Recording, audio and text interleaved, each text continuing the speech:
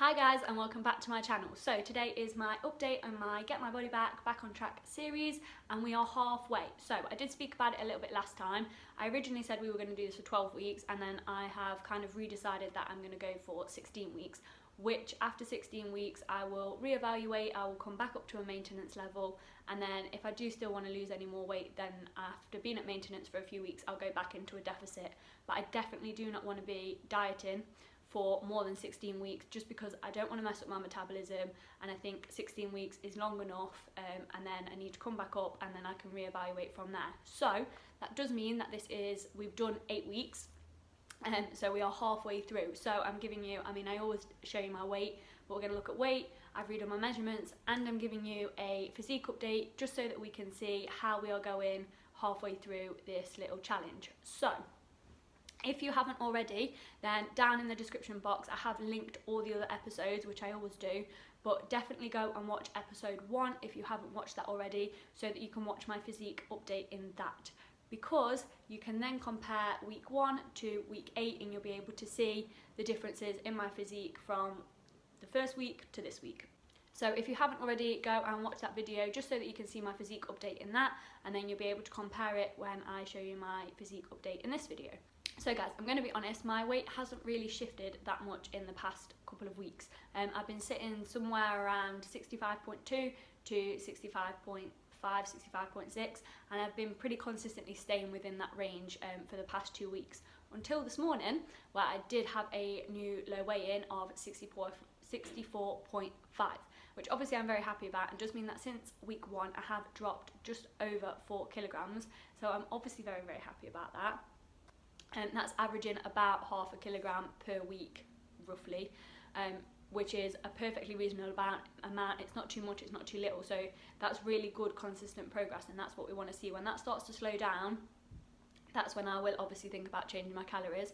But because we are still going nice and steady, then I am still going to be keeping them the same, which I am sure you are all really fed up with me saying that I'm keeping my food the same.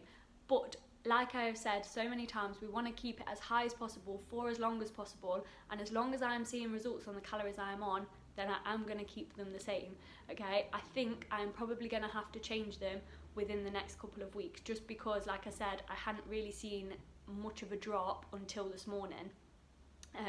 So I think they are going to be changing definitely by the next update. I think it will be time to drop them a little bit more, but for now they are staying the same, and that is also why I have decided to do this for 16 weeks instead of 12 weeks, just because at the moment I don't feel like I'm having to diet at all, literally at all.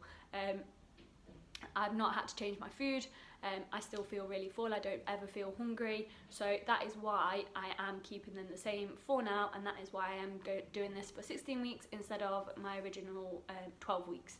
Plus, like I have said to you guys before, I do still have a lot of weight to lose. So I've obviously lost 4 kilograms already, but I still probably would like to lose probably like another 4. I've said to you guys before, I would like to be back around 60. Before I was pregnant, I was about 58, 56 to 60, anywhere within that range was kind of where my weight was before.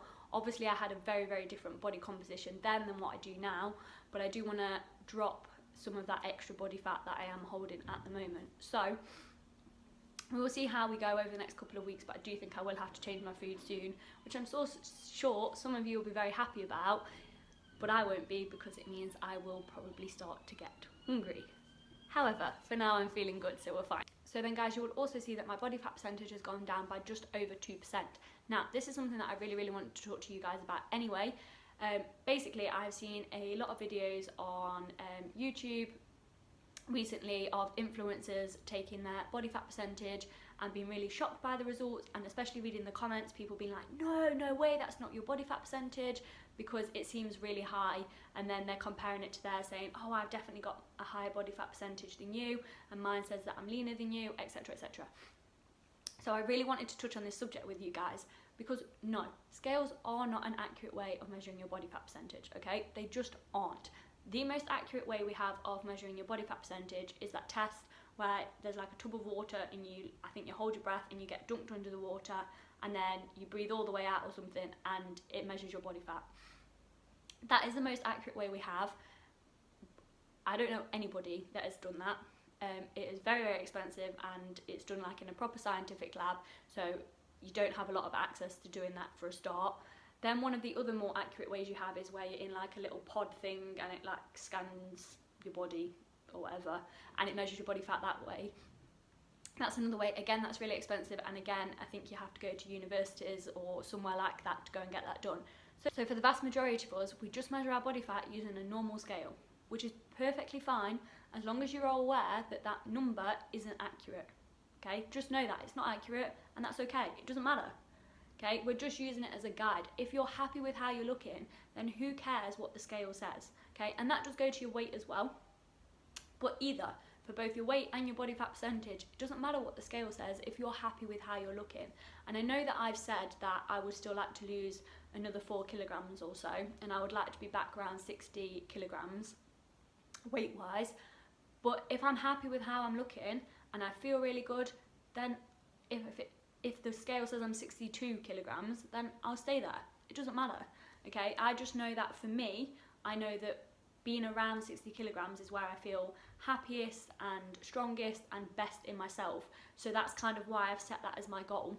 But if it's your first time dieting and you don't know that, then just go until you're feeling good, until you're happy with how you look in the mirror, until you're happy with how your clothes fit, until you're happy with how you're feeling. They are the 3 most important things, okay? That you like what you see in the mirror, you like in how your clothes fit, and you feel good about yourself, okay?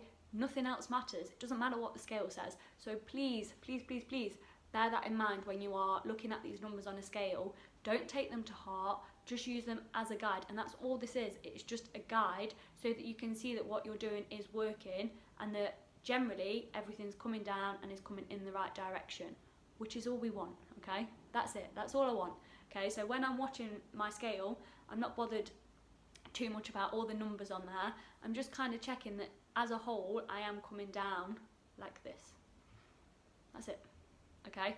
So please just bear that in mind when you are using the scale and you are tracking your progress.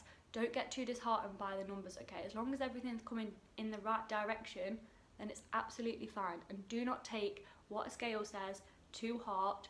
Base it on how you are feeling, how you're looking, and go from there, okay? Rant over. We'll carry on with my update now. So then guys, I did also redo my measurements today so that we could compare them from week 1 to this week. So I'll pop them on screen now so that you guys can see, and you can see the difference between the two. You'll be able to see that I have lost centimetres from each of the places that we took our measurements from. So like I said to you guys before, you can't spot reduce fat, we can't choose where we lose our weight from. So you do want to be taking a variety of different measurements from across the whole of your body so that we can see where our weight's coming off from, because just because I want to lose weight off my belly doesn't mean that's where it's going to come off from first, unfortunately. I wish that it did, but it doesn't. So we do want to take a variety of different measurements. So you might feel like if you were just doing your belly, for example, it might not have gone down, or you might have only lost a centimetre or 2, and that might be really disheartening, especially if you feel like you've been working really, really hard for the past 8 weeks and your belly's only changed a really little bit. But if you'd have taken lots of different measurements, you'd have seen that, oh, actually, most of your weight so far has come off from your thighs and your bum, not your belly. Okay, but that shows that what you've been doing so far is working, and then the next place it's going to come off is probably more from your belly, because you've already lost a lot of the weight and the body fat from around your legs and your bum, just for example. So like I said to you before, if you are taking measurements, make sure you take a few so that you can compare lots of different areas of your body, because we can't spot reduce fat. So I'm really happy with how everything's kind of coming off and where we're losing the weight from and how I'm feeling. So I feel like we're doing really good in terms of numbers wise, so in terms of scale weight and in terms of my measurements. I'm also really, really happy with how I'm looking. So I will insert my little mini physique update for you guys. So I am really happy with how I'm looking. I feel really, really good, guys. I'm going to be honest with you. I can definitely tell that I have lost weight from around my belly, which I know is the main area that I want to focus on, but I can definitely tell from that. I can't really tell too much from the rest of my body, but I can definitely tell from my belly. I feel really good. I don't feel like I've got podge there. I'm actually feeling very lean. And I know some of you watching are going to be like, you are not lean. However, when you've been pregnant and you're used to having a pregnancy belly, and then after that, obviously, you've still got a lot of loose skin, excess body fat around your midsection, then I can assure you that when you've lost some of that, you do feel very, very lean. So I am really, really happy with the progress and the changes I've made in the past 8 weeks, and I'm really looking forward to seeing what we basically end up doing in the next 8 weeks and how I end up looking at the end of those, because I'm feeling really good. I feel really happy with how I'm looking, so I'm very excited to see what other changes we can make and where we end up at the end of the 16 weeks. Hope you enjoyed that little physique update, and like I said, I will do another one at the end of the 16 weeks so we can see where we end up. So guys, I actually haven't made that many changes the past couple of weeks. My steps I was aiming to hit between 10 to 12, but I told you guys minimum 10. So I am now doing minimum 11, and then just seeing how we get on from there. So minimum 11,000 steps a day. Like I said to you guys, it doesn't feel that much. I'm perfectly capable of doing it. I just have to move my ass off this sofa and I hit them absolutely fine. So that's the main thing, is it's now minimum 11,000 and above. Obviously if I can get more, great, but minimum 11. What else have I changed? Food. I have got rid of my bread, which is a little bit heartbreaking, because if you've seen any of my what I eat in a day videos, you will know that I love bread. Every evening after our evening meal we have bread, but I've gotten rid of it just because, guys, it is a lot of calories for what you are getting, and I would rather eat other foods which are less calories and have more volume that way, just so I feel more full and I feel like I'm eating more food. Particularly on my lower calorie days, then I want to be eating more, or feel like I'm eating more for less calories, because I do like having dessert after my evening meal. I can't just eat my evening meal and then have nothing. So instead of having bread as my dessert, I have been having, basically I have low fat yogurt, a scoop of protein powder, mix it in, and then some frozen berries on top, and I do really, really enjoy that. So that's been keeping me happy there. But in terms of my actual calories, I've kept them the same. It's just that I've changed some of the foods that I've been eating so that I feel like I'm eating more, even though I'm not. I'm still eating the exact same amount, but I feel like I'm eating a lot more food because it's a lot more voluminous food. So that's the only thing I've changed in terms of my food. I did have a couple of days in the past few weeks where I have not tracked, just because if you saw my vlog, then my friend came to visit, so I didn't track while she was up. All I did was change my high and my low days. So she came Wednesday, Thursday. Usually I have my high days on a Tuesday and a Thursday, but instead of having my high day on that Tuesday, I had another low day and then moved my high day to the Wednesday. So I had high days Wednesday and Thursday. Even though I wasn't tracking, I knew that because she was here, we were just going to eat more food. You know, we had some chocolate, we had some cookies, we had those gluten-free cookies, which were very, very nice. And we went out for food.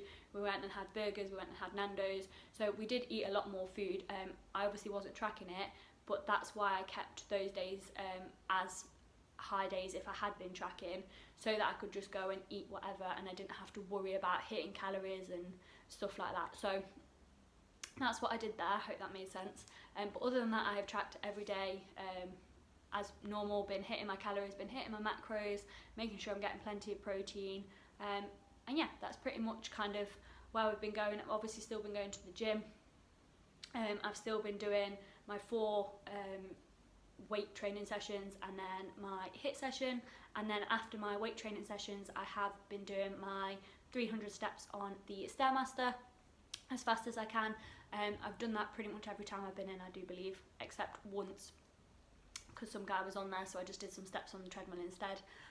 But yeah, I've been doing that every single time. I am now gonna, from these next couple of weeks, I'm gonna increase that to 350 steps. Guys, I really hate the Stairmaster, but I'm gonna increase it to 350 steps instead of 300. I might do 400 steps. I've not decided yet. Either 350 or 400 steps instead of 300.